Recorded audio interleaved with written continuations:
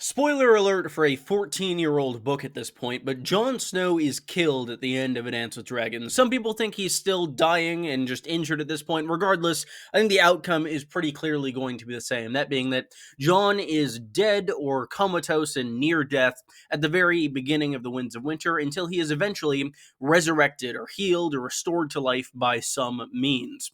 In the show, we see Melisandre do that somehow, even though she's not really in the room or doesn't really perform any rites. In the books, there's indications that it's going to be through his direwolf ghost in this second life that a warg takes on when their physical human body is slain, as we see in the Dance with Dragons prologue through Varamir Sixskin's eyes. I've done videos in the past detailing the ways in which Jon could be resurrected, but today I want to discuss my opinion on how Jon should come back, because in the show, he really doesn't change at all. In the books, I think he is going to change in a number of significant ways, and the biggest way I would like to see Jon change at the beginning of the Winds of Winter with his resurrection is him no longer being a viewpoint character. I know this is controversial and you might want to burn me at the stake or stab me 4 times while crying, but I don't dislike Jon's viewpoint chapters. I should clarify that. I love his chapters, especially in A Storm of Swords and A Dance with Dragons. He's one of the most fascinating viewpoints that we have, and his internal struggle is just so compelling throughout those books. I'm not the biggest fan of his chapters in the first two. I think they're among the weaker chapters in A Game of Thrones and A Clash of Kings, but once you get to this conflict of the wildlings, then later on with negotiating a peace between this group and the Night's Watch that he's now leading, I think it's fantastic and is really well written throughout. That said, he does have the most chapters in A Dance with Dragons with 13. I believe he's only surpassed in terms of chapters in a single given book by his surrogate father, Ned Stark, with 15 in A Game of Thrones, and Tyrion Lannister with 15 in A Clash of Kings. Jon is a massive, massive character, and removing him as a viewpoint character would be a massive shift in the status quo of the series. Whenever George R.R. Martin has discussed resurrection as a literary device, he stresses that a character needs to change if they are to return from the dead. That is something profoundly unnatural and magical in nature, and one cannot simply do that and be the same afterwards. That's a big issue with Show Jon, how they handle his resurrection. Yes, he's dead for like an episode or two, but honestly, beyond those like 4 episodes in which the stabbing happens and the resurrection happens, you could be forgiven for completely forgetting that that happened at all. In the books, I believe it's going to be much, much different. Not only because Martin believes this very strongly, but also at least partially in response to the show itself. Martin also has something of a habit throughout A Song of Ice and Fire on the whole. He doesn't like us being fully in the heads of the mainstream political players in Westeros. We've never been in the head of any of the warring 5 kings. Daenerys is a queen, but she's not yet arrived on Westeros, and we'll see how our viewpoint changes then. The most kind of politically active viewpoint we have is Tyrion acting as Hand of the King during A Clash of Kings, and then Jon Connington sort of acting as Aegon's hand later on in A Dance with Dragons.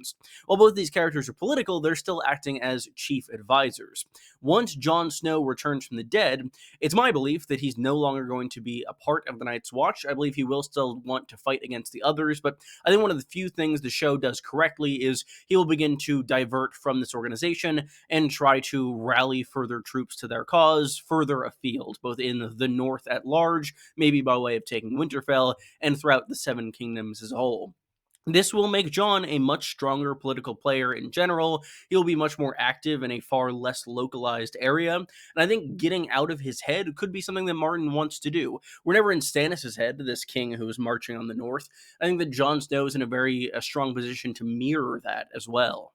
There is, of course, then the question of how are we going to cover Jon Snow in the story? Well, that is an issue that would be a lot harder in the series past. A Game of Thrones starts out with all of these characters in the same location doing similar things, and slowly as the series progresses, they go far apart and end up on their own doing their own thing.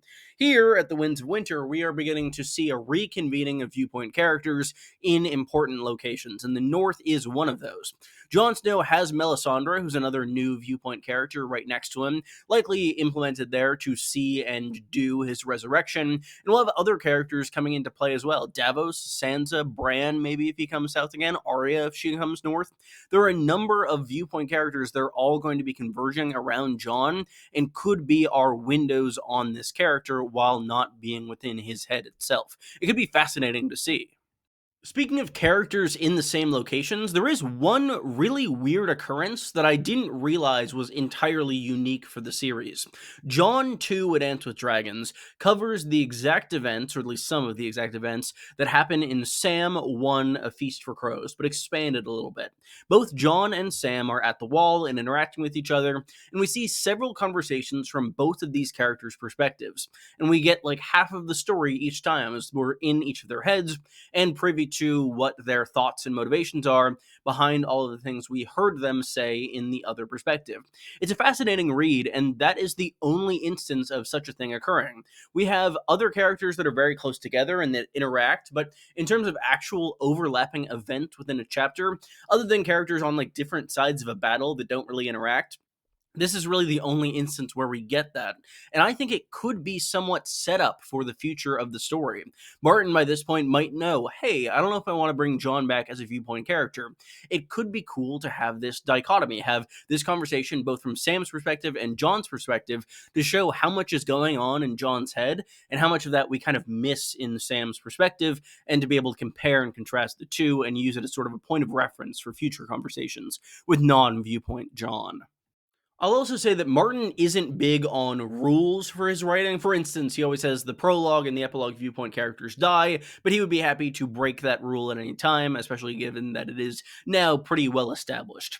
In this instance, we have had one other character die and return to life, that being Catelyn Stark's return as Lady Stoneheart. Yes, she is very much a different person, but that is still the same character, regardless of any transformative events that have taken place. She does not return as a viewpoint character as Stoneheart, largely to not spoil parts of the story, and I could see Martin wanting to mirror that in Jon Snow, as these two characters have had at least some parallels and have a fairly strong and hateful relationship as it stands. I will say, if Jon does end up as a viewpoint character, I want a Stoneheart chapter. I don't care. Removing John as a viewpoint could also do a lot to remove certain log jams in the north. The Winds of Winter is going to be a massive book, as Martin keeps saying, and to actually fit this book into this book is going to be a massive undertaking. Admiral Curd has an excellent video on that topic exactly, and if you could just cut out all of the John chapters and supplement those with characters who are also going to need chapters on their own, it could be a great way to kind of streamline things. And I'm sure it's something that Martin has at least thought of at some point or another, whether or not he ends up actually going with it. This also needn't be permanent, as Jon Snow could end up re-emerging as a viewpoint character later on in the story. I think personally the coolest way to do this would be to have him absent as a viewpoint for the Winds of Winter, or if you want to take a broader brush, just the conflict with the others maybe, or until that conflict reaches its climax, and then have him re-emerge as a viewpoint later on in A Dream of Spring to see some of the internal conflicts he faces at the very end of the series. That could be a really cool way to do it, and getting back into that character's head could be very fun. I am fairly confident Bran is going to be the final chapter of the series, but I could see a pretty strong argument to be made for Jon Snow having the second to last chapter of the entire series, if it is indeed ever written. If we also look at the other characters in the series who have been resurrected, Beric Dondarrion, Lady Stoneheart, we see pieces of their humanity falling away. And a lot of our way of viewing the humanity in a character is actually being in their heads, being exposed to their innermost thoughts, and losing that with Jon Snow could go a long way to reinforcing the true change that has occurred within this crucial character. If there's one thing I like to see in fiction, it is parallels between characters who hate each other. I think that this potential parallel between Jon Snow and Catelyn Tully, these two individuals who really didn't like each other in life at all, or outright hated in Catelyn's behalf, and Jon really didn't like Catelyn much either, mostly because of how she treated him as a child, but the two of them being united in death and us being removed from their heads, and then potentially even interacting again as these resurrected corpses of their former selves would just be so cool to see in so many different ways. I hope even if Jon does return as a viewpoint character, we get at least some interaction between himself and his former stepmom. What do you all think? I'd love to hear your opinions in the comments below. Do you think Jon Snow should return as a viewpoint, as not a viewpoint? Do you think he should have white hair? Do you think he should change in other ways? I'd love to hear your thoughts. And while you're down there, be sure to leave a like and subscribe. It really helps the channel, and I really appreciate it. It's free, and it's just very kind of you to do. I'll have many more videos on A Song of Ice and Fire, Game of Thrones, House of the Dragon, Dunk and Egg, all that fun stuff in the near future, and I thank you so much for watching. I'll see you soon. Goodbye, everyone.